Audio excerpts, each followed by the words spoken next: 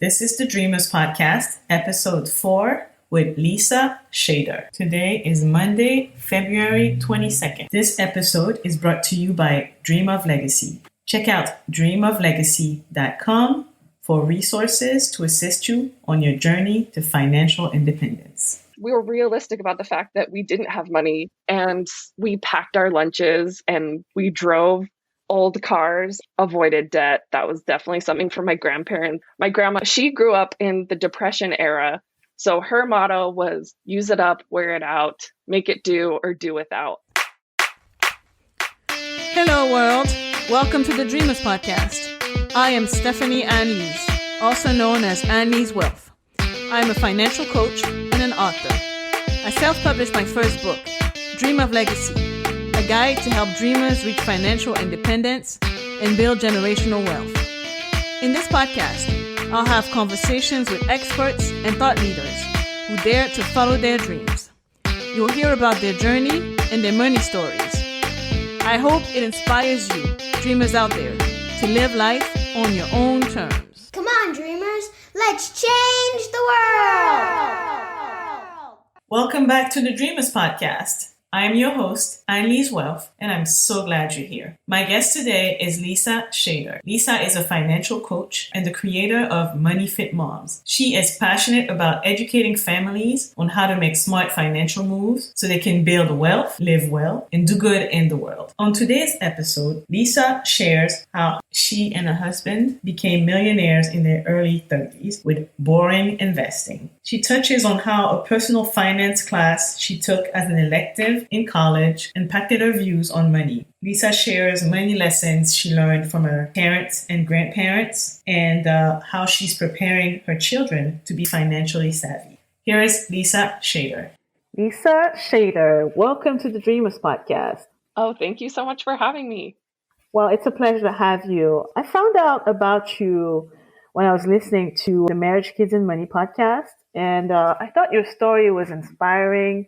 So can you share a little bit about your story and what you do? Yes. Okay. So my name is Lisa Schader. I am a financial coach. I have a background in accounting, but I think the reason why most people follow me or know me is because I created Money Fit Moms that is really aimed at empowering specifically women and moms with their finance because of just the way my life path went. I had exposure to personal finance when I was doing my master's degree, and then I got a accounting degree, started working in accounting, and then I started having kids and staying at home. That's when blogging was really starting to take off. And whenever I saw financial content directed at women, it was a lot of couponing, and which nothing against couponing, but I feel like it kind of stopped there with saving money. And I realized the things that I had learned in a personal finance class my husband and I had taken together about just basic investing, about building wealth through not just saving, but putting that savings into investment accounts through tax advantage accounts, basically 401k, IRAs, really basic stuff that was even a little intimidating to me, even with a master's of tax. I knew that if I could feel a little intimidated the first time I opened an IRA, that this was probably a really common issue. And so that's why I started Money Fit Moms. When I started it, I was like, oh, well, who's going to listen to me? And I realized that the personal finance class we had taken, the professor told us, if you live for 10 years like no one will, you can live like no one can, which now I realize is kind of like a Dave Ramsey saying. But so I sat and I computed our net worth after, and it'd been just almost exactly 10 years, and we'd hit over $1 million just based on those like really basic principles of spending less than you earn, budgeting, make sure you're spending less, and then putting that money into investment accounts, and then doing lazy investing, letting it grow. It wasn't about picking hot stocks. It was just about putting the money in there. And so that's when I started going out there, because I just really feel confident that it's really basic stuff. It's not complicated, but sometimes it can feel intimidating. And I think that's why I think having a community can be really empowering, because then you can ask those questions that you are too embarrassed to ask, especially because money can be a really touchy issue.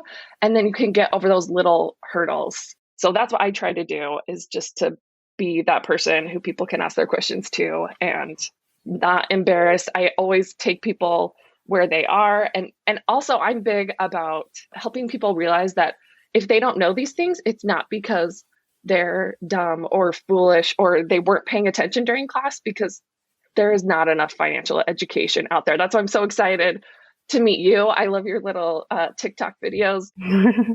And you just like make it fun and empowering, because I think that's what I realized, is that this stuff isn't out there. You really have to seek it out. And I think kind of because of our consumerism culture, they not like a conspiracy theorist, but they want you to finance your car. They want you to buy more stuff, all these things. So you have to be a little bit off the beaten path to find this information. So that's a little bit about who I am and what I do. So I like what you said. Financial information is not out there. You have to actually dig in. Similarly to you, I have a background in accounting. I wouldn't say that when I graduated, I felt like I had personal finance knowledge. I actually had to educate myself. I think financial education is so important, but for some reason, like you said, it's almost like they don't want people to know the information so that they can just continue to live life in debt or getting into debt. Absolutely. Yeah. I realized that pretty soon. So the personal finance class that my husband and I took together, because we just happened to be, even though we were in different master's program, it was in the same school of business. So there was an elective of personal finance that we could take together. So it wasn't even that it was required. And also we just lucked out with an amazing teacher who was a former investment advisor and went back to get his doctorate for this exact reason, because he knew this is really basic information.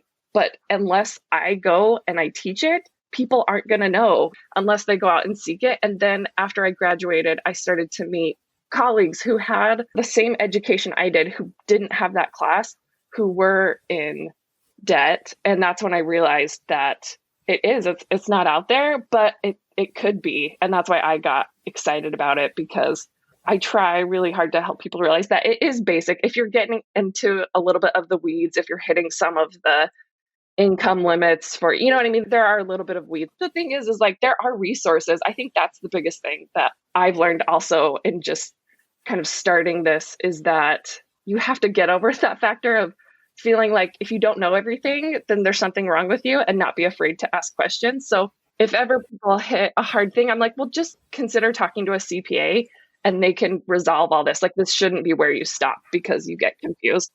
Yep, absolutely. You and your husband became everyday millionaires, as you say. Right. In 10 years. How old were you then? We were 32. So yeah, I was 22 when we graduated from college and started working. And then I was 32. And the term everyday millionaire, if not everyone's familiar with it, means that we weren't high income. We didn't become millionaires because we were making so much money that we just hit it so far. Actually, I went back and looked up, because when the pandemic hit, there were some resources for low-income families here. And we live in the California Bay Area, which is one of the most expensive areas of the country. And I was looking at the income and I was like, wow, we would have qualified this for like the first many years, 5 or 6 years that we were working. And it's because I was staying at home with our kids for part of that. And so we were living off of one salary. Like I said, we're not at national level of low income, but for our area, because housing is so expensive. And so that's why I say everyday millionaire, because it wasn't that we had like so much money. We really were like kind of nickel and diming our way to be able to make our 401k contributions, our Roth IRA contributions. I remember I would literally was making our own furniture. Wow. If I didn't, we weren't going to buy it, because our goal was to get to a 15% savings rate where we were saving and investing 15% of our income. And I remember for the first few years, we didn't even hit that. We didn't even though we were trying, that's how close it was. So it wasn't like we just had so much money flowing in, hitting these investments was not that stressful. But that's why budgeting was so powerful, because it allowed us to put money into the market and feel secure with what our living expenses were, if that makes sense. Because I think if you're not aware of what your spending is, it's really nerve-wracking to take it out of cash and put it into something that's less liquid, that. But because I had like a really firm grasp on what our spending was, we had an emergency fund for those times, which we used. Like people think of needing an emergency fund as like you've failed, but it just means life happens. And so we went completely through our emergency fund once, almost all the way through a second time because life happens. The emergency fund is there in case of emergency, right? I know that us too, personally, we've gone through our emergency fund twice. We just had to replenish it. But just having it will save you from so much financial trouble because you don't have to go into debt to face whatever financial issue that's in front of you. Right. Having that allowed us to have the confidence to put money away in investments without being too stressed that we wouldn't be able to pay the bills. Something that you said, everyday millionaire. If you don't mind me asking, what was your highest or a ballpark highest income during those 10 years? We only hit 6 figures once during that like first 5 years. There was 1 year where we were both working before I started staying at home. But other than that, when we started, our income was around like 60,000, which in most places of the country is like a good income. But here that was low, considering not then, but now a home here, a modest small home. We just sold our 1,300 square foot home a couple years ago for over 900,000, just to like put in context. Yeah, those California prices. Right. It's insane. Plus our state taxes are high. So 60,000 in a lot of places in the country is great. 60,000 here was like not much. But that being said, we also picked careers that we knew would grow over time. So my husband he wasn't an accountant, but he worked for an accounting firm where notoriously you're underpaid as on the lower part of the career. And then it builds to hopefully being able to reach a partner level. And so we knew it was a career that had income potential in the future. But at the beginning, you're budgeting like anyone else just to make it by. So that was kind of where our income was. So you said you only hit 6 figures a few times during those years. Is it like combined or is it individual? Yeah, so combined. And then after about maybe the 6th year, my husband's income went over 100,000. So that's when we were able to like really amp up all of our investment and hit those with like a little more confidence without being so stressed. But it's really one of the biggest things I warn about is lifestyle inflation. And that basically just means where your lifestyle upgrades faster than your income is. So that was something that we kept an eye on. So like I drove a 20-year-old car up until like a few months ago, because that's why kind of, if you've ever heard the Millionaire next door. Yes. Right. That's totally my grandparents' type. They just had, my grandpa was a delivery man for milk, a milkman. And they just always spent less than they earn, and they maxed out their retirement accounts, but they still live in the same modest home, kind of like, Warren Buffett's famous for. He lives in his same modest home that he bought forever ago. Obviously, he could afford another one, but I think our income did go up. But when our income went up, our saving and investing went up more than our lifestyle did. So not falling victim to the lifestyle creep, as they call it. Right. Eventually it went up and that helped. But really, I think it was the early investing, because compound interest, I think that's what I try to help people realize, is that a little bit of sacrifice now, it's not $1 now for $1 in the future because of investment returns. $1 now will grow significantly over time. And that's also one of the things I teach, is that it's not about timing the market, it's about time in the market. And so any moves you can make now to increase your investing, it's going to make a difference in the long run. And don't stress about where the market is that day. Worry about if you have money left over to be investing. I love what you said about your combined income during that time that you were saving and investing aggressively before becoming millionaires, because often the perception is that the path to millionaire status, especially that early in life only happen if you make six figures or 200,000, especially like in a place like California where cost of living is so high. But you guys did it. And I think that it can really motivate people to see that they can do that too. So I love that. Right. Yeah. So eventually our income did go over 100,000, but not till the later years. But that's why I do part of the financial, I do what's called the Money Fit Challenge, and I walk people through. And one of the last things I do is to have people evaluate their career. The truth is, you can make it on a small income forever, but if you have larger financial goals, that making sure that you're in a career or you have a side hustle or whatever it is that's going to grow your income, that is something that you can do.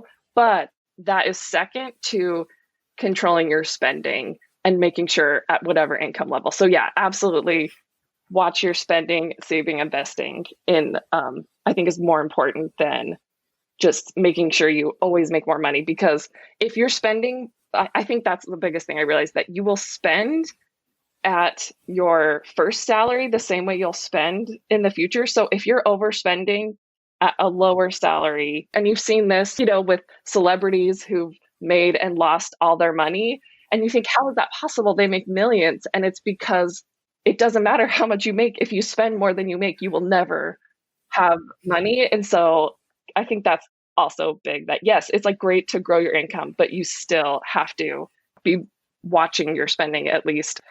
Yeah, you have to track where that money's going. Tell us more about how you guys did it. What did you invest in? What types of accounts did you use? We mostly did 401k and then Roth IRAs. And really that was it for a long time. And we just did basic low cost index funds. I love it. Yeah. For a while, I think we were trying to get a little too, not that we were trying to max our returns, but we were spending, I think, a little too much effort balancing out our portfolio. Personally, now, what I recommend for investing is I love The Simple Path to Wealth by J.L. Collins, and he recommends low cost index funds, basically just the total US stock market and bonds index. And the reason why is because then you're not paying really high fees. You're not losing 1% of your assets every year to management fees. I think that is a wise strategy, but it is obviously a long-term strategy. This isn't like a day trading strategy. I'm definitely in the boat of a quote lazy investor, where I put it in low cost index funds, let them grow over time and leave it alone, and occasionally check in to make sure I have the right amount of stocks versus bonds for my age and retirement goals. But yeah, we did pretty basic tracking the market basically. For listeners that might not be familiar with index funds, can you explain what they are? Yeah, so index funds are just rather than holding individual stocks, it has a whole group of stocks. So that way you're not having to pick the hot stocks, you're getting a little bit of everything. And if you have something that has the top S&P 500 or whatever, it's whatever the 500 top stocks are. So the one that J.L. Collins recommends is the total US stock market. And he personally thinks that has enough exposure to foreign investments and everything that it works. But mostly you can just look at the histories of funds like those. And the reason why people like index funds is the low cost ones. Then you're not losing 1% of your fee to paying a manager to buy and sell the stocks for you. It just tracks the market by itself, and you're not paying the fee for that. It has some fees, but they are like a fraction of what you'd pay an investment advisor. It saves money and it saves a lot of time because you don't have to every day looking at the stock market trying to figure out what is happening, because you are in it for the long run. Right. I like that, because a lot of people are afraid to invest in the stock market because they feel that they don't know enough, or they think that they have to pick individual stocks, or they have to do options trading, or these days they think they have to buy Bitcoins. So it looks like you didn't have to do any of that to get to millionaire status in 10 years. Right. I didn't realize, I guess I've just been exposed to enough that it felt intuitive. And this was before I created Money Fit Moms. I overheard a conversation of someone who had sold a home and had a fair amount of gain on it. And they met someone who was a stock trader and they were asking, oh, like maybe you can tell us like what to invest in, implying they wanted to find one hot stock. Meanwhile, they had been sitting on that money for years and not just leaving it in cash because they were looking for like the investment. And I think it was little conversations like this that made me realize that it's not out there, just this basic idea of putting it in the market and not stressing over the ups and downs as long as you're steadily adding more to your investments, that over time, in the long term, I think that's why I always like to put some charts of the history of the stock market, especially at times where it tanks and people lose their nerve and pull all their money out at the worst time. Like if you try to invest by emotions, you're going to do the exact opposite. You're going to buy high and sell low. And so I took a little risk quiz when I sometimes will do Betterment for just like my smaller investments. Like I invest, my husband and I have little money set aside to spend on whatever we want that we're not accountable to each other for. I am not really much of a spender, so I just started investing mine, and it had a little risk tolerance quiz, and it was like, what do you do when the market goes down? And I say, you buy more. And it's like, oh, you like you get it, but it's true. Like so many people get all worked up about the market dropping, but you just have to zoom out and look at the big picture about what happens to the market over time and realize that I always say boring investing is good investing. We're talking about long-term leaving in the market, not trying to pick hot stocks and agonize over when to buy and sell them. Yeah, I think it makes it so much easier, right? When you pick like a total stock market index fund, you know that when the market goes down, it will eventually go back up. You just have to sit back and be patient. When you start stock picking, you have possibly opportunities to make more money. But you're also risking losing more. Because now you're picking specific stocks. And if you look at 20 years ago, the stocks that were hot back then, they're not the hot stocks today. So are you sure that you're going to pick the right ones? So I think it really depends on your tolerance level for risk and how much time you're willing to dedicate to this exercise. Right, exactly. Just like you, I would rather just do low-cost index funds and focus on something else. Right. Yeah, absolutely. And I think some people, to them, day trading is like their hobby in life, and more power to them. But I have other priorities. You know, I want to travel. I want to spend time with my kids. I want to stay in shape, have time to do what I want rather than agonizing over the best way to make this the most money. So that's why I really like just sort of the simple path to wealth. Spend less than you earn, invest the rest, and avoid debt. I didn't learn that phrase until last year, but that is absolutely what we did.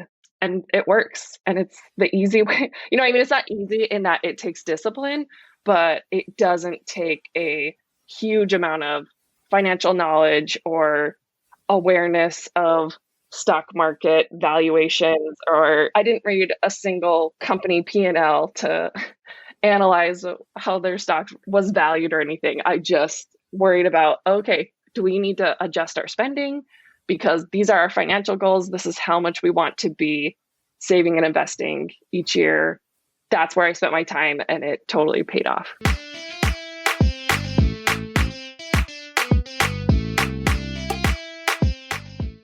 If you know anything about me, then you know how much I care about helping people take control of their finances and build wealth. Park Place Payments is a women-founded and run company in the payment processing industry. It is changing the lives of people seeking opportunities to earn supplemental income or to re-enter the workforce. Check out parkplacepayments.com to find out more.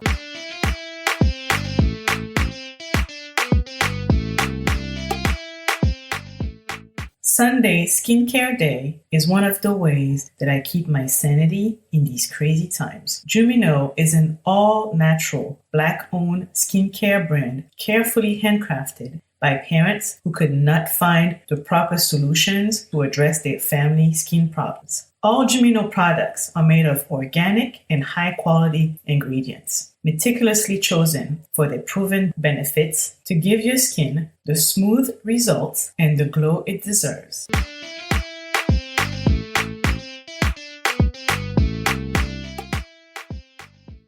So earlier you mentioned that you were pretty frugal.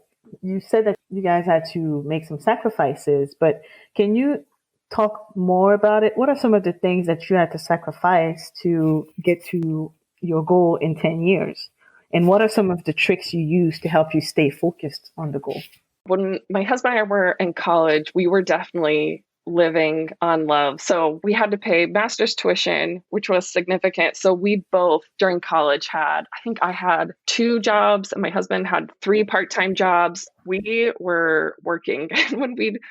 When we'd go out on date nights, it was like to the dollar movie. I think one day when we were feeling really spendy, we got a dessert that was takeout, save on tips.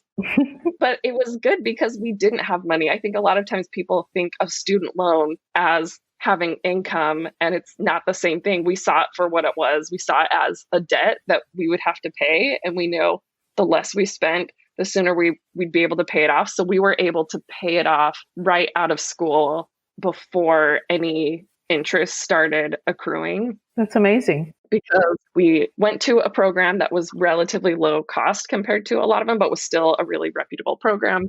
We worked really hard and we slept on an air mattress one summer that we were doing an internship because we didn't want to rent a bed. And that one I regret. That one I say I was too cheap.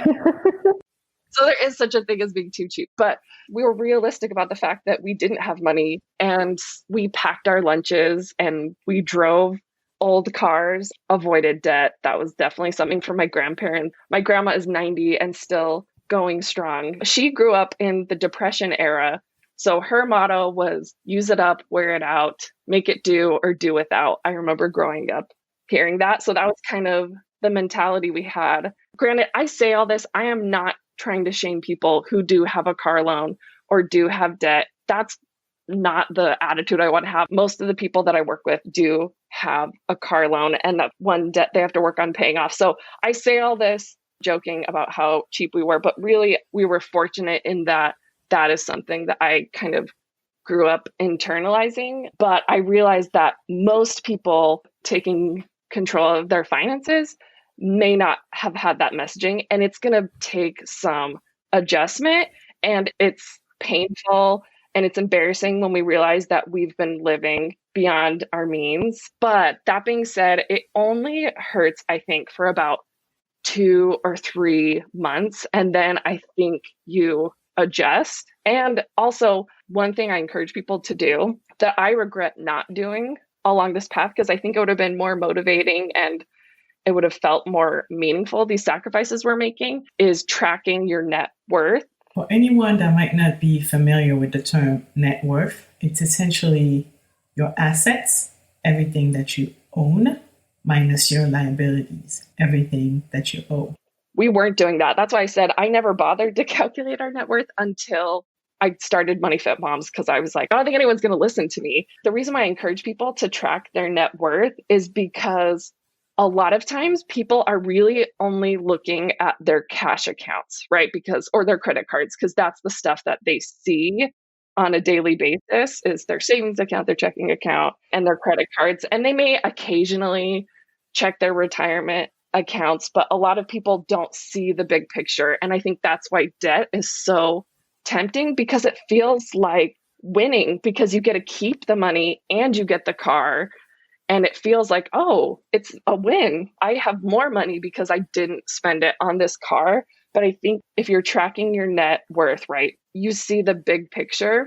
And so I think that would have helped me feel like it was a little more worthwhile, because I would have seen how our investment accounts were growing. I was looking at the IRA that I started, and I remember exactly the room I was in when I first opened it. And I remember feeling so embarrassed and having to try to pick a fund. I was so nervous and thinking, you have a master's in tax. Like at that time, I was passing the CPA exams and I was thinking, and I'm intimidated to do this. Like, I can't imagine how other people would feel. But yeah, I think that was the key, is that we were watching our spending, and sometimes like funny and embarrassing ways, driving old cars. I remember one time I actually had repressed this memory because it was so embarrassing until people were sharing their funny stories. And we were driving this really old car that actually we still have. It's like 24 years old. I remember driving home from a road trip, and we had to like pull over every 20 minutes because the car was overheating, and we had to like pour water to cool it. That was like our life. I think a lot of times people think of like millionaires as this just fabulous people driving nice cars all the time because they're super wealthy. And those people are the exception. I think there's also people who look rich, look wealthy, and there's the people who actually have wealth because they manage their spending and they don't buy all the nice toys. And that being said, when you live like no one can, you can live like no one will. Like now, we are comfortable, but it's because those sacrifices at the beginning and because of compound interest and investing along the way. We were living in a small home with kids, but at the same time, like I definitely think that we were just as happy then as we are now. If you're not having your basic needs met, absolutely, like making more money changes people's lives. But once you reach a certain level where your basic needs are being met, I think it's about so much more than money. I so agree with that statement. Yeah, save and invest, live a good life, but also make the world a better place. And that's something I also teach people who are in that fortunate position where all their needs are being met, that there's still reasons to make sure that you are investing and maximizing your wealth, because then you can build what you give other people as well. So someone that I was coaching, she's actually a VP of finance, super smart woman. And she just was in that position where they probably had too much cash and she just didn't really see a reason to put it into the market. And then I started asking her questions about, if you could start something to make the world a better place, what would it be? And it turns out she had this amazing idea for building basically a resource center where people volunteered their services to help build businesses for people who have less advantaged backgrounds and who are wanting to turn their life and their family's life around by building their own businesses. And it was this amazing idea. And I was like, yes, like you can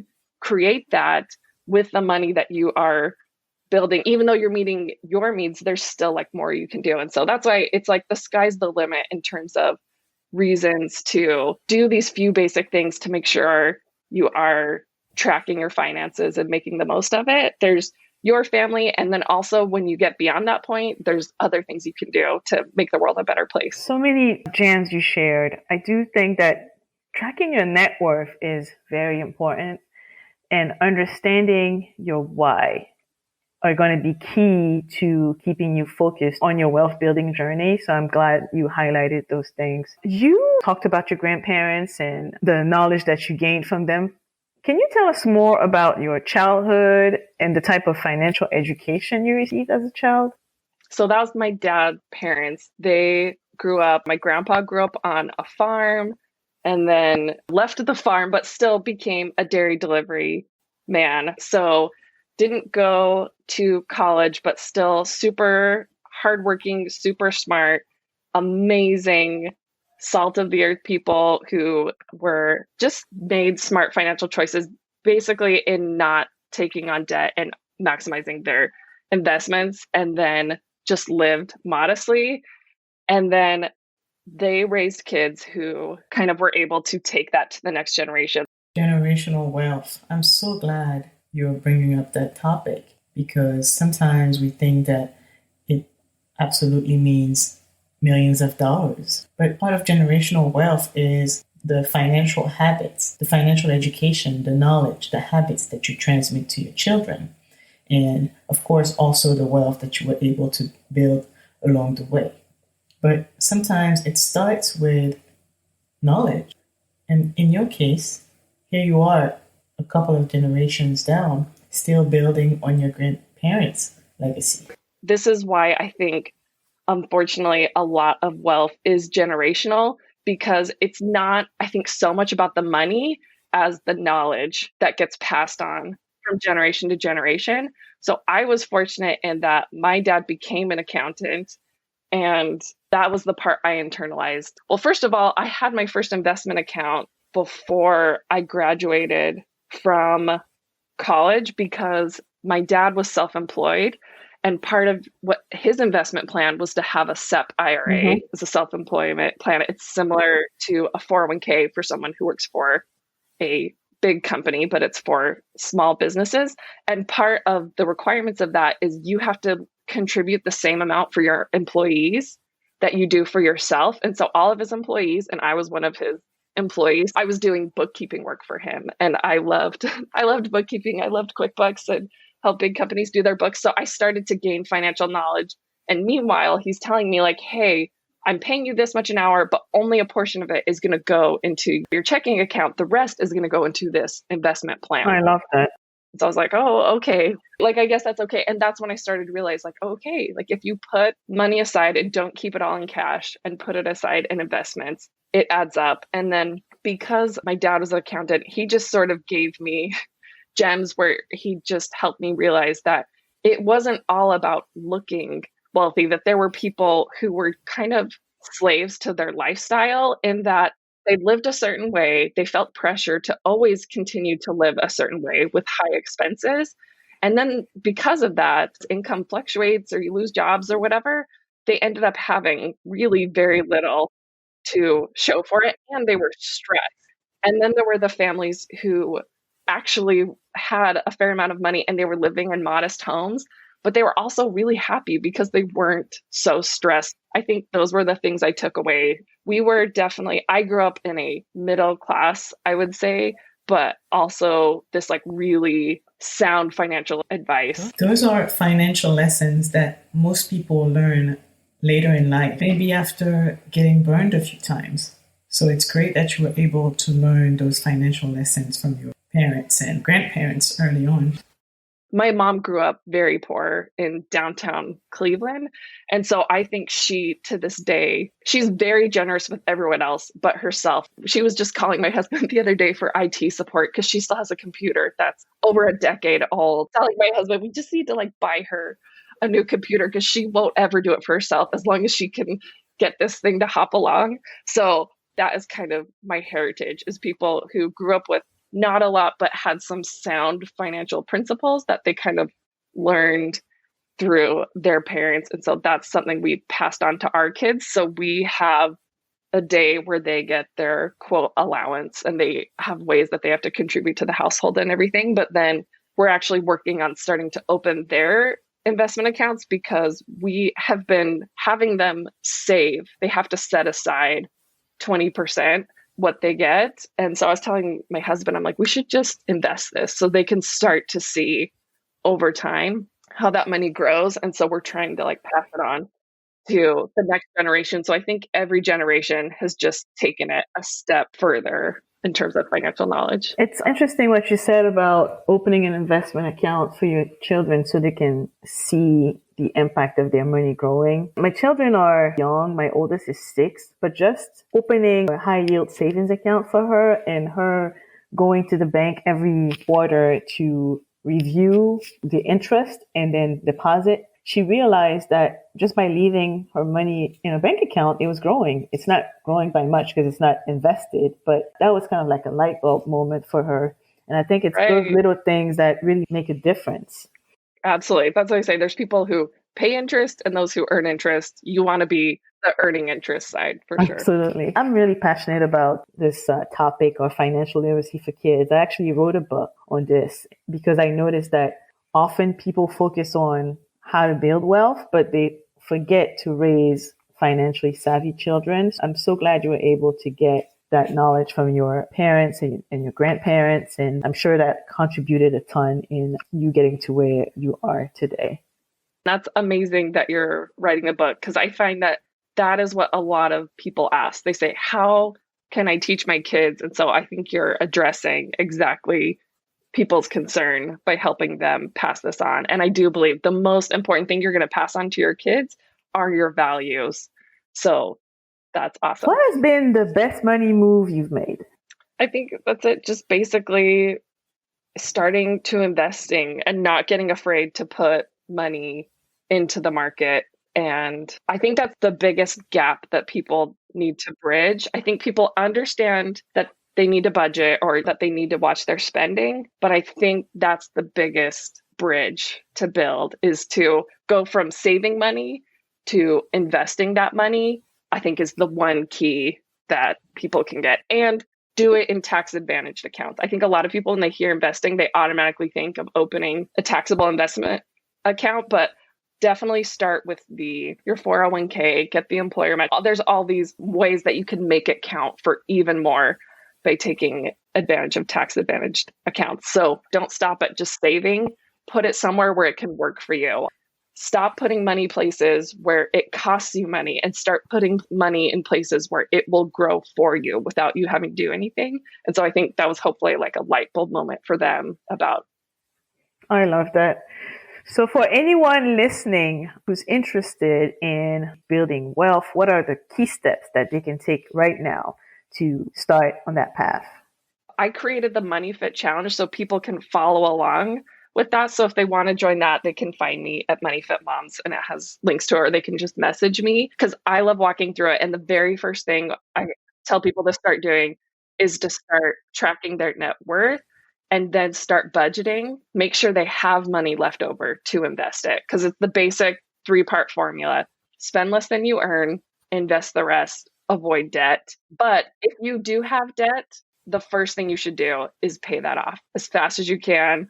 Do it like there's a fire under you, because the faster you can pay off debt, the sooner you can get to the fun part of investing. So depending on where they are with debt, either pay off the debt or work on increasing your saving and investing rate would be the first thing. Those are great tips. And I'm so glad you highlighted the importance of paying off debt, because if you have high interest rate debt, then you probably won't be able to get a return in the stock market that will make up for what you would be paying in interest. So if you have debt that's 6% or higher, take advantage of your 401k match and things like that. But anything above the match, it's probably wise to put it towards your debt. That will go a long way. Are you ready for a round of rapid fire questions? Okay. A book that changed your perspective on life. The Simple Path to Wealth by J.L. Collins. And why is that? I loved it because he had a basic investment plan that anyone could do. And if I knew that book existed, I would have been just handing that out like crazy. So whenever someone says they want to learn more about investing, that's the book I recommend. It's a great book. One thing about money you wish you could tell your younger self. Start tracking your net worth. Best investment in yourself you ever made. Getting my master's degree. Fill in the blanks in 3 words or less. Money to me is freedom, empowerment, and security. Nice. What do you want your legacy to be? Making the world a better place. So what's next for you, and where can listeners find you? So the next thing is I'm running this Money Fit Challenge this year, taking people through things step by step. And they can find me on Facebook and Instagram under Money Fit Moms if they want to follow along, because it's amazing how much better and easier everything is when you do it as a community. And then my goal for that eventually is just to be able to create a course basically, or even just to continue to cycle through this every year, because there's things like creating a will we get as far as asset protection measures. And so I'm thinking if we cycle through this every year, then it can just be an opportunity to check in on these things, even if you've already set them up. So that's my hope, is that people will stick with Money Fit Moms as a way to feel empowered and feel like they're always on top of those little things that they need to do to keep their finances in check. Well, Lisa, it's been a pleasure to have you. Thank you for coming on the podcast. And I'll have all of this information in the show notes. Awesome. Thank you so much. It was such a pleasure to talk to you. Thank you. That was Lisa Schader, everybody. I hope you enjoyed this episode as much as I enjoyed recording it. Thank you for listening to today's episode of the Dreamers Podcast. You can find today's show notes and all of the links mentioned during the episode at dreamoflegacy.com. If you enjoyed today's episode, here's what you can do to support me and help more dreamers discover the podcast. Leave a review on Apple Podcasts or wherever you listen to podcasts. I read every single review and I'll select one review to read on the podcast every month. Subscribe to the podcast so you never miss an episode. Share the podcast with your family, friends, and coworkers. And if you really enjoyed today's episode, tag me on Instagram at thedreamers.podcast and let me know what you liked about it. All right, I will see you here next Monday for another episode of the Dreamers Podcast. Coming up next week on the podcast, we have 5 times best-selling author, TV contributor, and founder of Park Place Payments, Samantha Edis. In March, we also have business coach and Instagram sensation, Ellie Job, digital business strategist and podcast host, Selwa Ajay-Pele, digital marketing expert, Kathleen Selmans, and financial literacy educator, Lawrence Gonzalez. Okay, dreamers, time to build this legacy. This podcast is for general information purposes only. It is not intended to provide any tax, legal, financial planning, insurance, accounting, investment, or any other kind of professional advice or services. Please consult with an appropriate tax, financial, or legal professional to receive appropriate advice based on your situation.